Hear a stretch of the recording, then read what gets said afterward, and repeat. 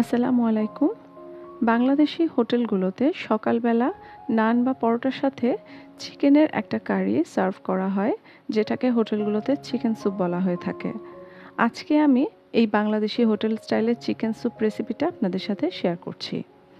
প্রথমে আমি কড়াইতে তেল দিয়ে দিচ্ছি 1/4 কাপের মতো। তেল কিছুটা গরম হয়ে গেলে এর মধ্যে কিছু গরম মশলা দিয়ে দিচ্ছি। এখানে আমি দিচ্ছি তেজপাতা, দারচিনি আর এলাচ। গরম মশলাগুলো একটু গরম হয়ে আসলে এর মধ্যে আমি দিয়ে দিচ্ছি 1 কাপের মতো পেঁয়াজ বাটা। পেঁয়াজ বাটা তেলের সাথে হালকা একটু ভেজে এর মধ্যে দিয়ে দিচ্ছি 1/2 টেবিল চামচের মতো আদা বাটা আর 1/2 টেবিল চামচ রসুন বাটা। এবার সব কিছু একসাথে কিছুক্ষণ ভেজে নেব, যাতে করে মশলার কাঁচা গন্ধটা না থাকে। হালকা একটু ভেজে নিয়েছি। এবারের মধ্যে দিয়ে দিলাম 1 টেবিল চামচ ধনিয়া আর জিরার গুঁড়ো। এখানে আমি 1/2 টেবিল চামচ করে ধনিয়া জিরার গুঁড়ো নিয়েছিলাম। এরপর দিয়ে দিলাম 3 টেবিল চামচের মতো টক দই। টক দইটা ভালোভাবে ফেটিয়ে নিতে হবে। স্বাদ মতো লবণ দিয়ে দিলাম।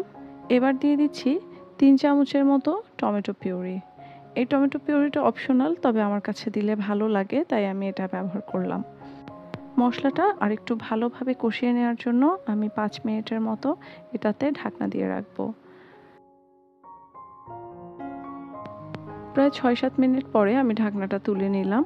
মশলাটা মোটামুটি ভালোভাবে কষানো হয়েছে। এবার আমি এর মধ্যে দিয়ে দিচ্ছি ধুয়ে পানি ঝরিয়ে রাখা চিকেন। এখানে আমি 400 গ্রামের মতো চিকেন নিয়েছি। এবার মশলার সাথে চিকেনটা একটু ভালোভাবে মিশিয়ে দিচ্ছি। মেশানো হয়ে গেলে 10 থেকে 12 মিনিটের জন্য ঢাকনা দিয়ে ঢেকে দিচ্ছি। একটা জগে 1 কাপ দুধ নিয়ে নিচ্ছি। দুধটা জাল দিয়ে ঠান্ডা করে রেখেছিলাম। আর দিয়ে দিচ্ছি 2 পিস ব্রেড। ব্রেডের সাইজ যদি বড় হয় তাহলে 2 পিস এনাফ। আর এই ব্রেডের চারপাশটা আমি আগেই কেটে রেখেছিলাম। এবার এই ব্রেড আর দুধের যে মিশ্রণটা, এটাকে আমি ব্লেন্ডারে ব্লেন্ড করে নিয়েছি। আর মিশ্রণটা আমি একটু দেখাই, এটা কিন্তু একদম সুন্দরভাবে ব্লেন্ড করে নিয়েছি। এরকম মসৃণভাবে ব্লেন্ড করে নিতে হবে, যেন কোনো দানা না থাকে। প্রায় 12-13 মিনিটের মতো হয়ে গেছে। আমি ঢাকনাটা তুলে নিচ্ছি। এবার এর মধ্যে দিয়ে দিচ্ছি রেডি করে রাখা দুধ আর ব্রেডের যে মিশ্রণটা, সেটা। মাংসটা মোটামুটি সেদ্ধ হয়ে গেছে, আর 5-10 মিনিটের মধ্যেই এটা হয়ে যাবে। দুধ আর ব্রেডের মিশ্রণটা মাংসের সাথে ভালোভাবে মিশিয়ে এর মধ্যে আমি আরও 1/2 কাপ পানি অ্যাড করে দিচ্ছি। তা না হলে এর ঝোলটা অনেক বেশি ঘন হয়ে যাবে। এবার এর মধ্যে দিয়ে দিচ্ছি ফালি করে রাখা কয়েকটা কাঁচামরিচ। এতে ফ্লেভারটা খুব সুন্দর আসে। একটু নেড়ে চেড়ে আরও 5 মিনিটের জন্য এটাকে আমি ঢেকে দিলাম।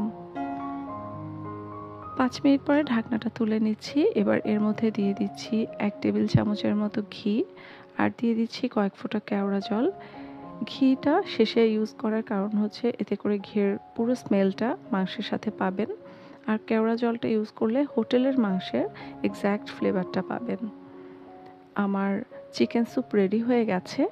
এবার আমি এটাকে সার্ভ করব। চিকেন স্যুপটা সাধারণত হোটেলে নান পরোটার সাথে সার্ভ করা হয়, তবে আপনারা চাইলে রুটির সাথেও কিন্তু এটা খেতে পারেন। এটা রুটির সাথেও খেতে অনেক মজা। আশা করি ভিডিওটা সবার ভালো লেগেছে। সবাই ভালো থাকবেন, সুস্থ থাকবেন। আল্লাহ হাফেজ।